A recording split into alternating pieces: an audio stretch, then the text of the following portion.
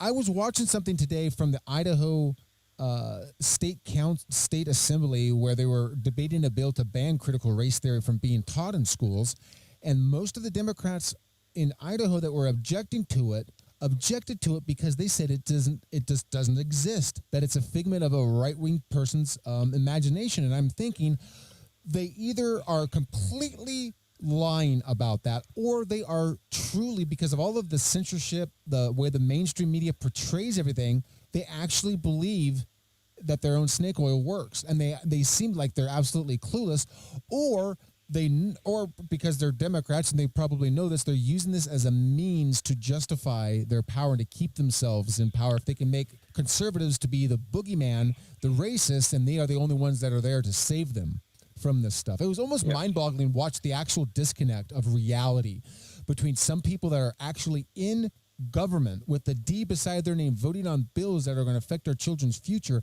denying this stuff even exists. Some of the stuff that's being taught in critical race theory sounds like it came from a 1930s KKK pamphlet.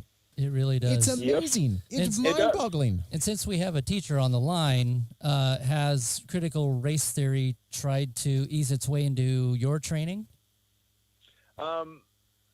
Not yet. But I think that there's been a lot of resistance. But they skirt on the edges. There's always talk of equity.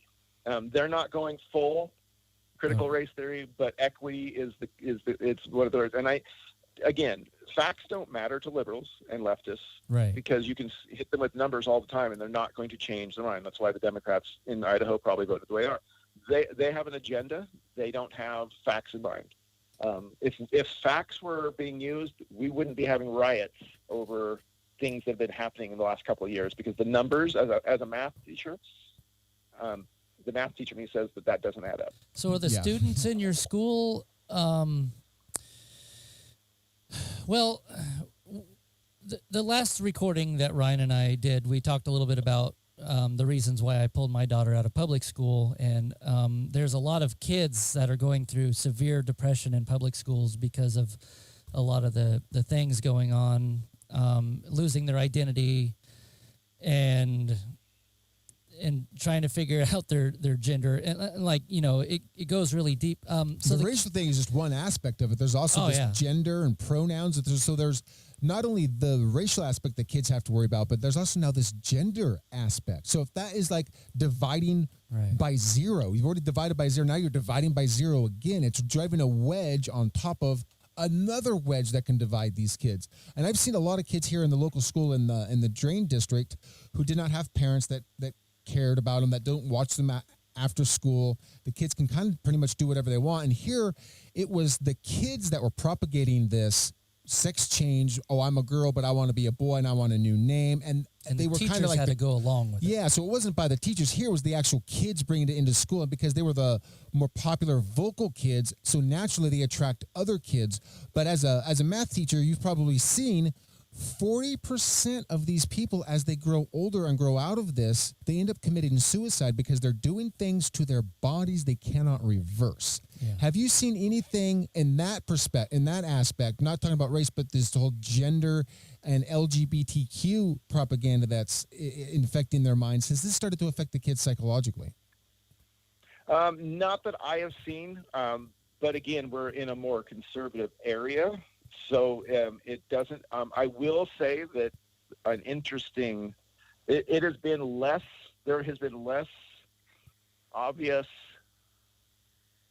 students like that, looking like they're struggling with that since we went to Zoom. It's almost like it was some of it at some point almost looked like it was attention getting. Right. And now that they didn't have the audience in person, it kind of phased out. So I don't know. Blessing in disguise. That's a hard one. Yeah. That's something that really, really concerns me even more than the race division, because these are things that, the new health secretary under Biden is saying that kids that are 15 years old don't need their parents' permission to start to take hormone blockers. And these are things that can't be reversed. They cannot be reversed. And we're finding that they have a 40% suicide rate. We're also finding out that in these bigger cities, they also have 40% of them are also contracting HIV as well. So there's all kinds of problems that are happening with this, and it's not being talked about. In fact, it's being promoted as, if you disagree with it, you're a bigot, you're a sexist, you misgender somebody. You can get banned off of Twitter for calling Caitlyn Jenner, accidentally calling her Bruce by dead naming her. This, when I lived in China, because that's where I was a teacher, one of the things that they did really well was this censorship and framing any narrative in such a small way that any deviation from that, and you were just completely shunned by the society. Now, China has control of all aspects of the country. So you do something wrong in one place, your bank's going to come after you. You're going to lose your online identity. You're going to lose your job, your pension, and you're going to get thrown into a gulag. The only thing that I've seen that we haven't headed towards that in this country, at least, is being thrown in jail. But in Canada, there was a man who was thrown in jail for misgendering his own son because he's going through a divorce and the wife wants the son to get a sex change, and he called his son by his name that his dad gave him. That was recently. And he got thrown in jail for that. That hasn't happened here, but that's the one thing that has yet to happen. We see people being deplatformed. We're seeing people being called out that they have no way to defend themselves, and they're being called out on social media and on television, being demonized.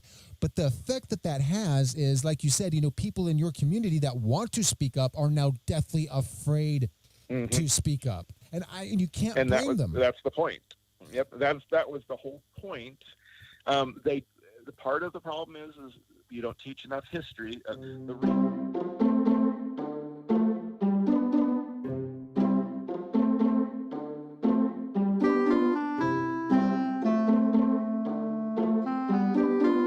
Dumb as a bucket of shrimp.